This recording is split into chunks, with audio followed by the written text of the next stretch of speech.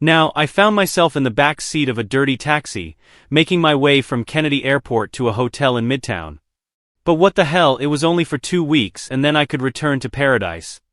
I could put up with almost anything for a couple of weeks. My publisher had ordered me to attend an awards ceremony and receive my acclaim. You see, I'm a 58-year-old writer, and my third book had topped the bestseller list for the year. It sold an impressive number of copies and was made into a movie that won an Academy Award. As the old saying goes, my luck was good. I had signed a 5-book deal for an advance of about $3 million, with the movie rights selling for even more, including a percentage of the box office. I was rolling in clover, definitely a happy camper and in pretty good shape. I hadn't broken any mirrors lately, and while I always said looks weren't everything, it didn't hurt to be considered ruggedly handsome at 6 feet 2 inches, or so my PR lady said. My agent and publisher wanted me to attend the awards event, do a few book signings, and make the rounds of morning television shows. The publicity would help boost book sales, and I got a piece of those sales. Even better, my publisher was covering all my expenses. All it would cost me was a few weeks in this dreadful weather. It was March, and everyone knows that March isn't the best time to visit NYC. For the record, I write under the name Mindy Feisers, but my real name is Jack Harris. I was lost deep and thought about my next book when the cab slammed on the brakes. Anyone who has taken a cab in NYC knows to expect being jolted across the seat as your driver and another cab try to occupy the same space at the same time. This time there was a thud, and my driver started yelling, presumably swearing in his native Middle Eastern language. He hopped out of the cab while I struggled to regain my composure on the seat. I looked around for the other cab but found none. Instead, I saw my driver huddled over a figure lying in a puddle of rain and slushed by the curb. He had hit a pedestrian. A cop rushed across the street talking into his radio, while I got out of the cab to see what had happened. The pedestrian was a homeless person, one of NYC's many faceless individuals. The cop was administering first aid until the ambulance arrived, while the driver kept yelling about his cab. Feeling helpless, I noticed the vagrant's possessions scattered on the pavement, having fallen from an overturned shopping cart. Maybe it was the nice guy in me or perhaps just a desire to keep warm, but I started picking up the items. One of the first responders approached me, handing me a pair of rubber gloves and warning me to be careful. As I rummaged through the belongings, I spotted a framed picture that caught my attention. It was a photograph from about 10 years ago, featuring me smiling with my now ex-wife. I couldn't see the face of the homeless person, but the body appeared female. The ambulance arrived and quickly took her away. The cops began collecting the belongings and tossing them to the curb, one of them mentioning the need to find identification. "I think I know her," I offered. "She might be my ex." The cop and I moved to the back seat of the police car to fill out paperwork.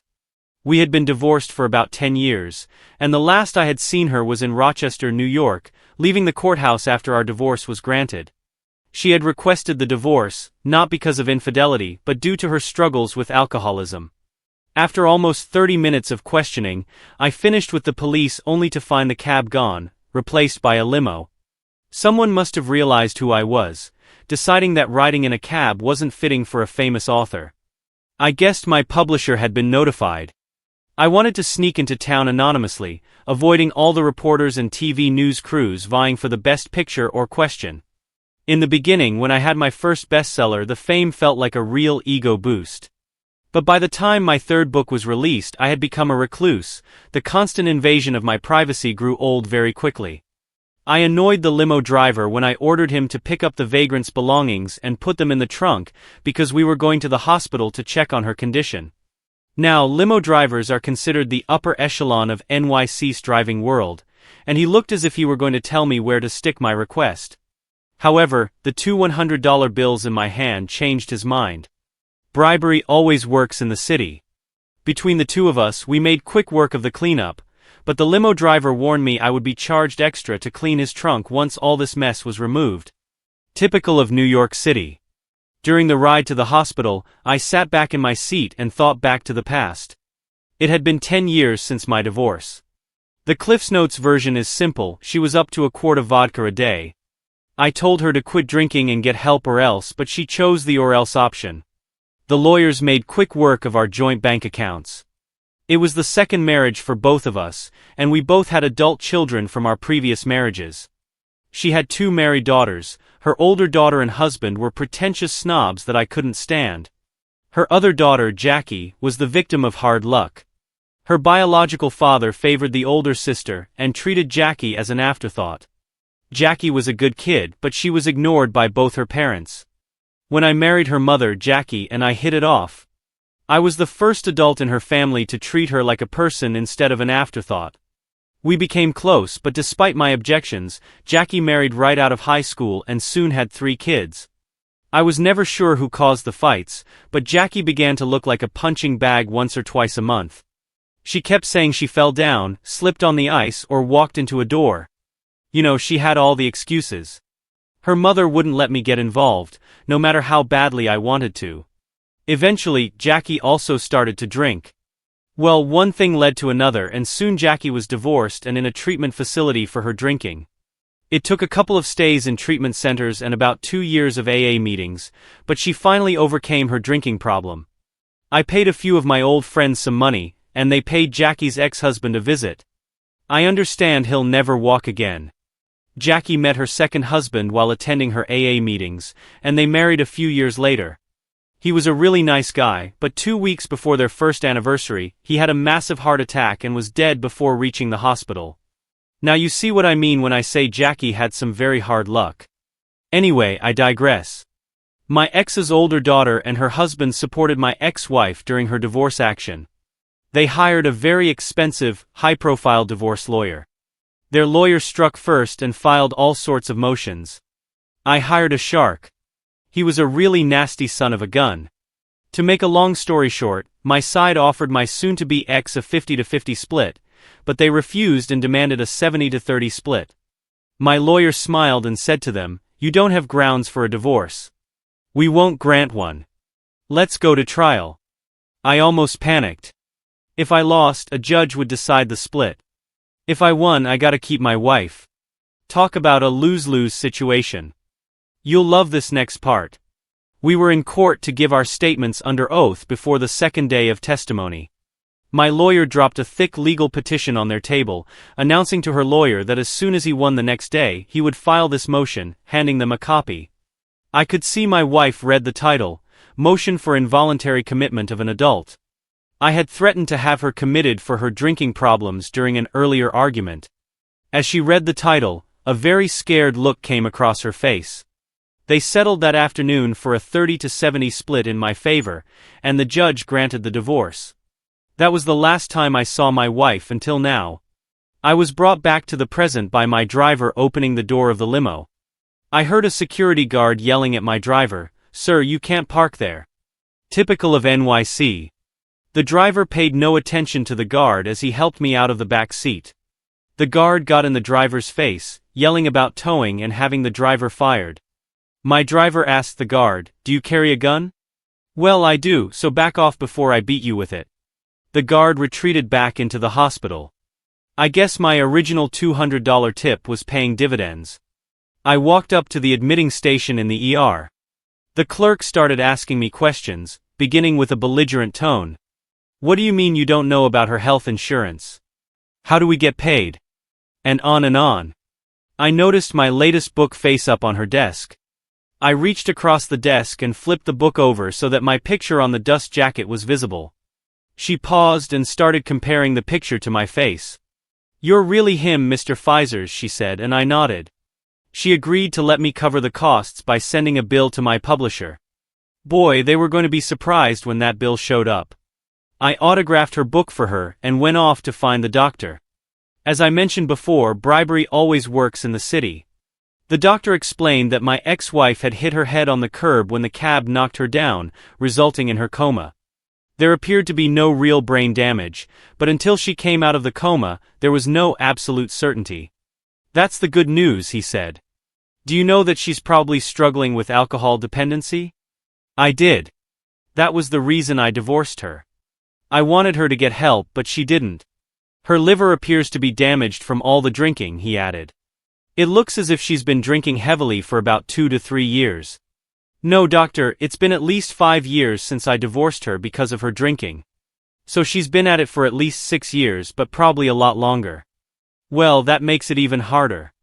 I'm not sure her body can handle the stress of detoxification, but we can't start trying until she comes out of the coma, the doctor continued. Any more good news? I asked sarcastically. Yes, I'm sorry to say there is. We found an area on her left foot that is affected by a staph infection. We might need to amputate part of her foot. I was given some paperwork to sign that allowed them to take the necessary steps to save her. Hell, I thought I loved her once. Maybe this would help her. The doctor walked me down the hall to her room. There lay the woman I had spent 15 years of my life with. She was hooked up to a variety of monitors, and one of the orderlies was trying to wash her feet. He did not look like he was enjoying this assignment. I could smell her body odor the moment I walked in. I scarcely recognized my ex. Her soft brown hair was completely gone. The doctor saw me looking. When a patient has a serious case of lice, they shave their head and then bathe the person in an insecticide. In your ex-wife's case, they need to wash her 2 or 3 times a day, until the lice are all gone. I looked at her. She appeared to weigh well over 200 pounds. At least she's been eating regularly, I thought. No, that's all fluid buildup.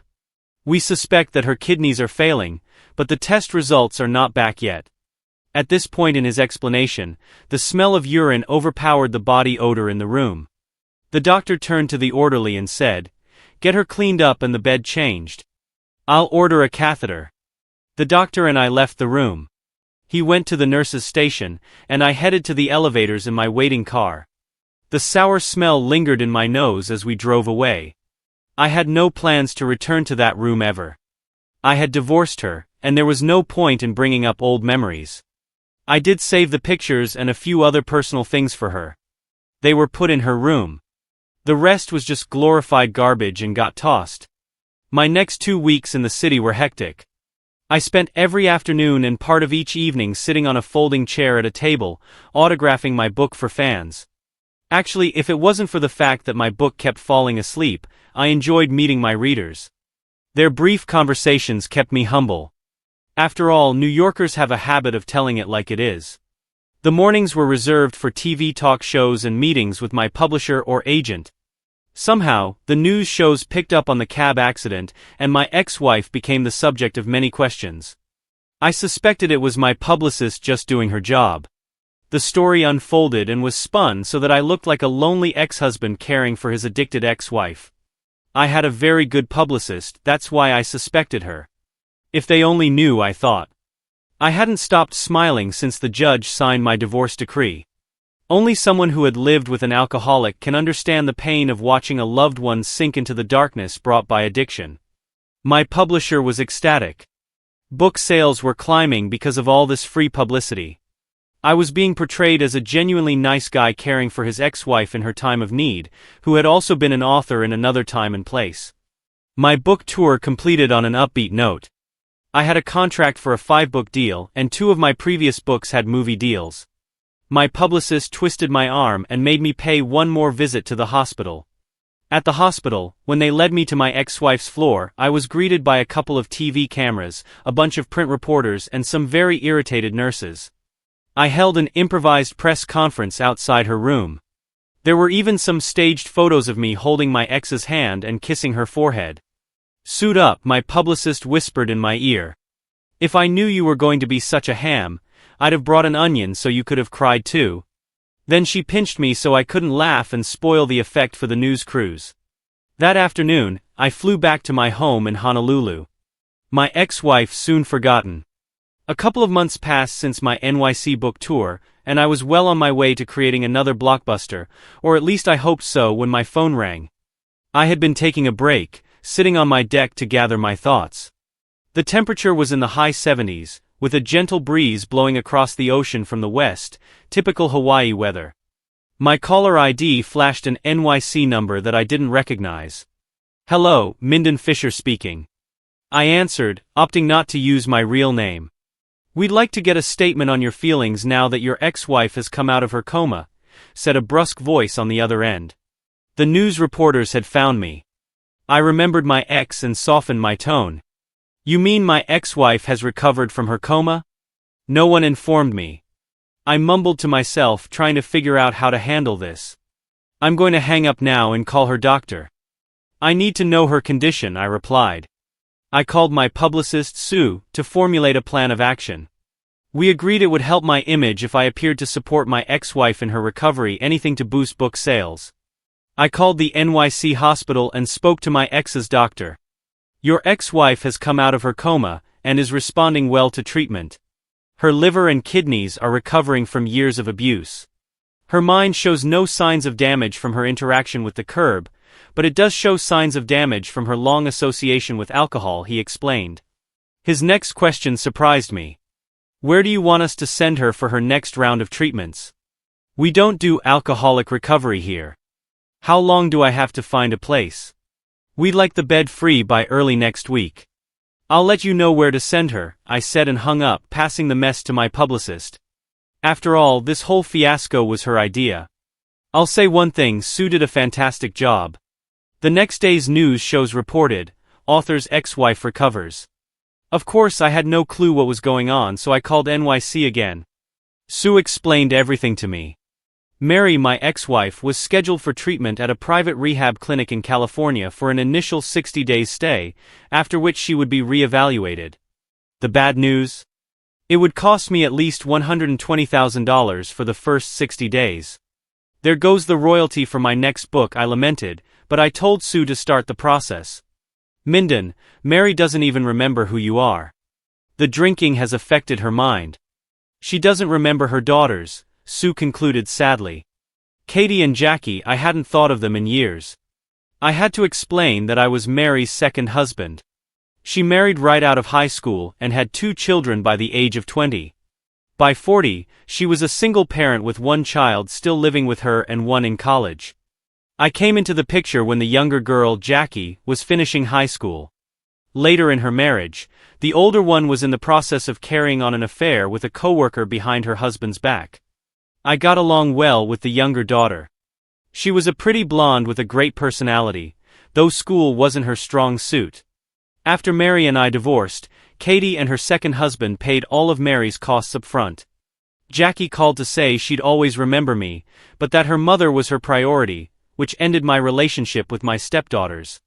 Back to the new book business at hand, I gave a few phone interviews and then flew to LA for TV appearances. I was still being portrayed as the good guy in this ex-wife matter, and it positively affected my book sales, so much so that I was scheduled for another book tour by my publisher. I found myself signing books by day, and trying to write at night in small motel rooms. If you're ever offered the chance to be on a book tour, refuse. You wake up in one city and go to bed in another, fueled by gallons of coffee, fast food, and rude people with no rest. After about 2 weeks, you don't even remember what city you're in without checking the schedule.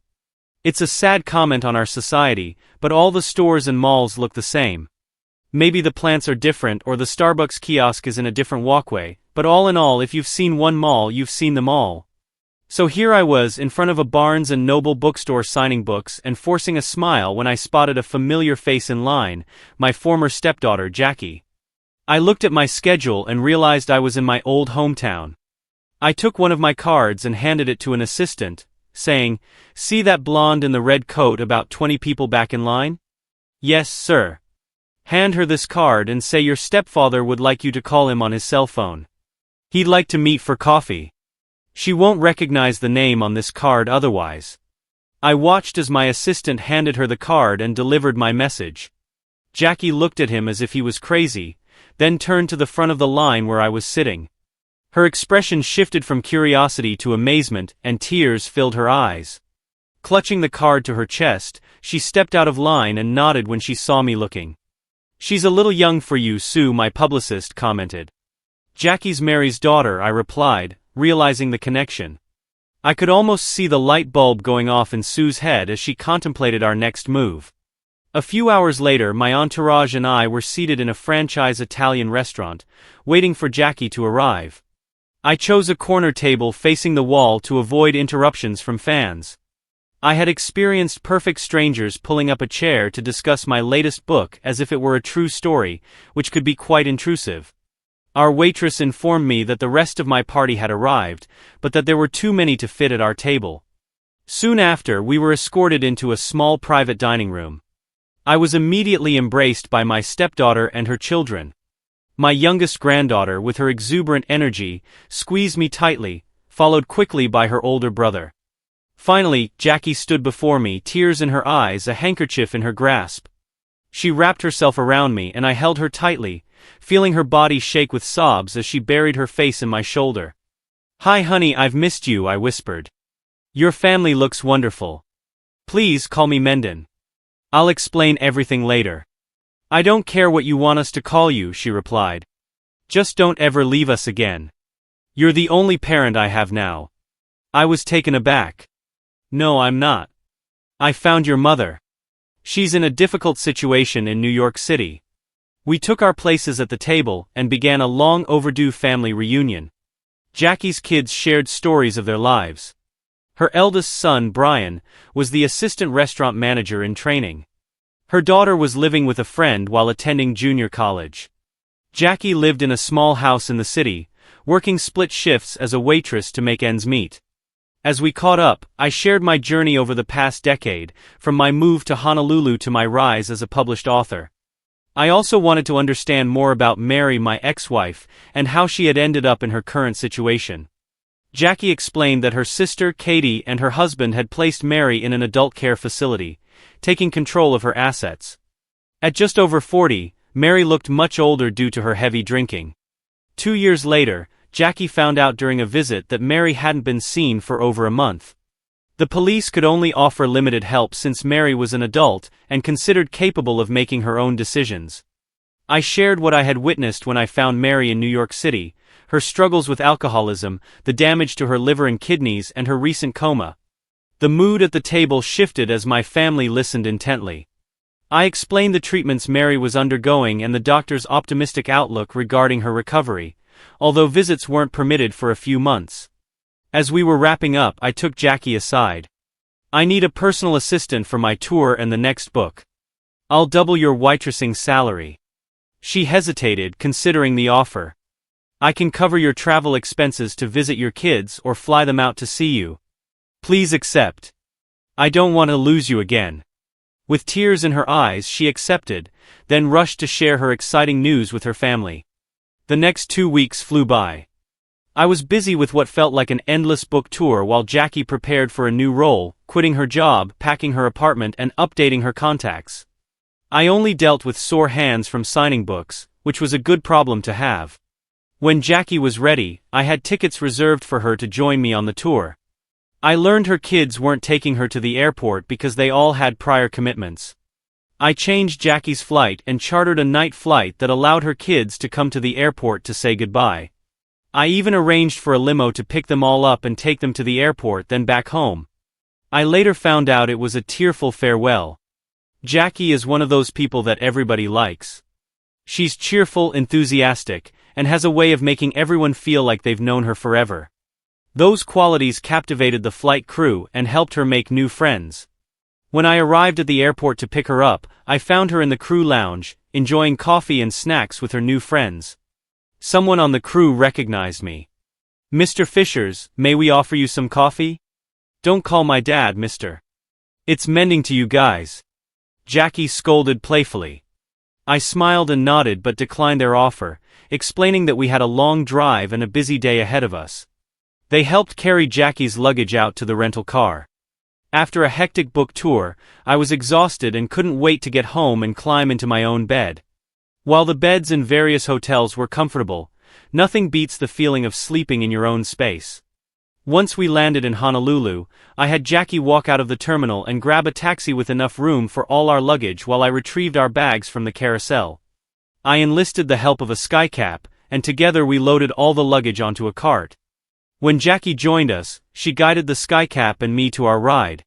The driver was taken aback by the amount of baggage, and mentioned that it would be about 10 minutes before a larger van arrived to carry everything. I tipped the skycap $50 to guard our bags until the van arrived. We got in the taxi and started our journey home. My house is in a gated community on a hillside overlooking Honolulu. When I first moved to the island, I considered buying something oceanfront, but the prices were astronomical. Instead, I opted for a hillside property, which turned out to be a good decision. As we drove up the hill, Jackie was impressed by the island's beauty, and she chatted excitedly the entire way. Upon entering the gates, she fell silent, taking in the sight of my house, which was the nicest one on the hillside. My housekeeper, Iolani, was waiting at the door to greet us, and I introduced her to Jackie. They quickly struck up a conversation while I waited with one of the gardeners for the luggage. When the luggage van arrived, Iolani and Jackie reappeared as if by some telepathic connection. They had chosen a bedroom and bath suite for Jackie on the opposite end of the house, away from mine.